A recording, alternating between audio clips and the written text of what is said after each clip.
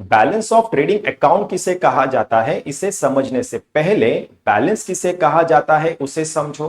Balance का मतलब होता है दो ऑपोजिट साइड को इक्वल करना। ये समझ में आ गया। तो आप ट्रेडिंग अकाउंट के दोनों साइड का टोटल कर लेना और जिस साइड का टोटल ग्रेटर होगा उस टोटल को दोनों साइड के टोटल कॉलम में रिकॉर्ड करना। अब इस टोटल में से स्मॉलर साइड के टोटल को सब्ट्रैक्ट करना और जो डिफरेंस मिलेगा उस डिफरेंस को स्मॉलर साइड में रिकॉर्ड करना। ये समझ में आ गया। और जैसे ही आप डिफरेंस को स्मॉलर साइड में रिकॉर्ड करोगे उस साइड का टोटल उसके ऑपोजिट साइड के टोटल से इक्वल हो जाएगा। इसी को बैलेंस ऑफ ट्रेडिंग अकाउंट कहा जाता है। ये भी समझ में आ गया। और जिस डिफरेंस को आपने स्मॉलर साइड में रिकॉर्ड किया है इसी डिफरेंस को क्लोजिंग बैलेंस कहा जाता है। यह भी समझ में आ गया। तो अगर डेबिट साइड स्मॉलर है कंपेयर टू क्रेडिट साइड तो क्लोजिंग बैलेंस को डेबिट साइड में रिकॉर्ड करना है, और अगर क्रेडिट साइड स्मॉलर है कंपेयर टू डेबिट साइड तो क्लोजिंग बैलेंस को क्रेडिट साइड में रिकॉर्ड करना है। इन शॉर्ट क्लोजिंग बैलेंस को हमेशा स्मॉलर साइड में रिकॉर्ड करना है। यह भी समझ में आ गया। अब ये समझो कि अगर क्लोजिंग बैलेंस डेबिट साइड में है तो इस क्लोजिंग बैलेंस को क्रेडिट बैलेंस कहा जाता है, और अगर क्लोजिंग बैलेंस क्रेडिट साइड में है तो इस क्लोजिंग बैलेंस को डेबिट बैलेंस कहा जाता है। अब ऐसा क्यों, अच्छे से समझो।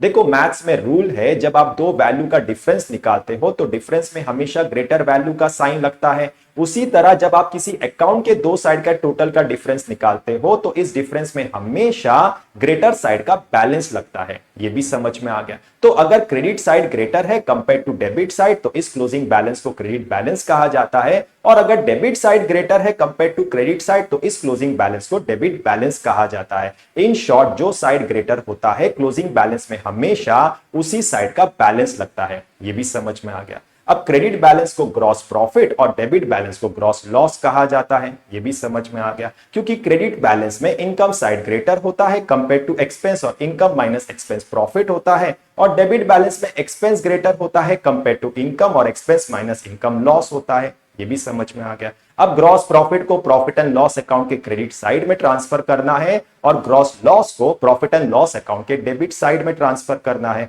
इन शॉर्ट क्लोजिंग बैलेंस को हमेशा दूसरे अकाउंट के ऑपोजिट साइड में ट्रांसफर करना है। यह भी समझ में आ गया। तो यहां पर आपको बैलेंस किसे कहा जाता है, क्लोजिंग बैलेंस किसे कहा जाता है, क्लोजिंग बैलेंस को किस साइड में रिकॉर्ड करना है, क्रेडिट बैलेंस और डेबिट बैलेंस किसे कहा जाता है, ग्रॉस प्रॉफिट और ग्रॉस लॉस किसे कहा जाता है, ग्रॉस प्रॉफिट और ग्रॉस लॉस को प्रॉफिट एंड लॉस अकाउंट के किस साइड में ट्रांसफर करना है, यह सब अच्छे से समझ में आ गया होगा।